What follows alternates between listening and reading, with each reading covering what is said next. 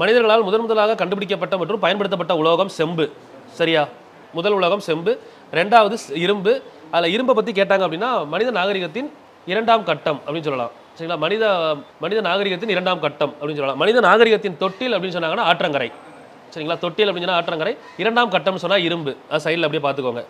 அடுத்து சிந்து சமவெளி மக்கள் செம்பு மற்றும் குதிரையை பற்றி அறிந்திருக்கவில்லை. சரியா தப்பா? தப்பு. ஏன்னா சிந்து சமவெளி மக்கள் இருந்த காலமே செம்பு காலம் தான். குதிரையை பற்றி அவங்க அறிந்திருந்தாங்களா? அறிந்திருக்கவில்லை. ஸோ அப்போ தப்பு. Statement correct. செம்பை பற்றி அறிஞ்சிருந்தாங்க, ஆனால் குதிரையை பற்றி அறிந்திருக்கவில்லை. ஸ்டேட்மெண்ட் தப்பு. செம்பை பற்றி அறிந்திருக்கவில்லைன்னு சொல்கிறாங்கல்ல, அப்போ தப்பு. ஸ்டேட்மெண்ட் 1 கரெக்ட், 2 தப்பு. இப்போ 1 சரி.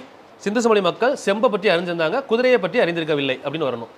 அடுத்து தானிய களஞ்சியம் காணப்பட்ட இடம் ஹரப்பா. கரெக்டு. நடனமாது சிலை காணப்பட்டது மொகஞ்சதாரோ. நடனமாது சிலை அங்கே தான் காணப்பட்டிருக்கும். தாடியுடன் கூடிய முதியவர் அதுவும் அங்கே தான் காணப்பட்டிருக்கும். கப்பல் கட்டும் தளம் லோத்தல். கரெக்டு. பொது கட்டிடம் எங்கே காணப்பட்டது?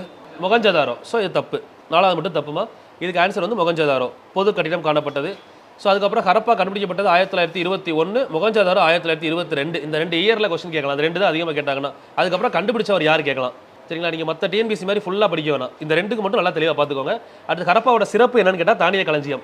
அது மாதிரி மொகஞ்சதாரோட சிறப்பு என்ன அப்படின்னு பார்த்தீங்கன்னா என்ன வரும்? பெரிய குளம், கிரேட் பார்த்தோன்னு, இன்னொன்று பொது கட்டிடம். பொது கட்டிடம் சொல்லுவாங்க. ஸோ அதுக்கப்புறம் வந்து பார்த்தீங்கன்னா இப்போ லாஸ்ட்டாக பார்த்தோம்ல சிலைகள், நடனமாது சிலை, அதுக்கப்புறம் முதியவர் சிலை, இது 2மே காணப்பட்டது மொகஞ்சதாரோ. அதுக்கப்புறம் இவங்களோட வளையல் நகரம் அப்படின்னு அழைக்கப்படுறது காளிபங்கன். காணப்படக்கூடிய மாநிலம் ராஜஸ்தான். ராஜஸ்தானில் காளிபங்கன்.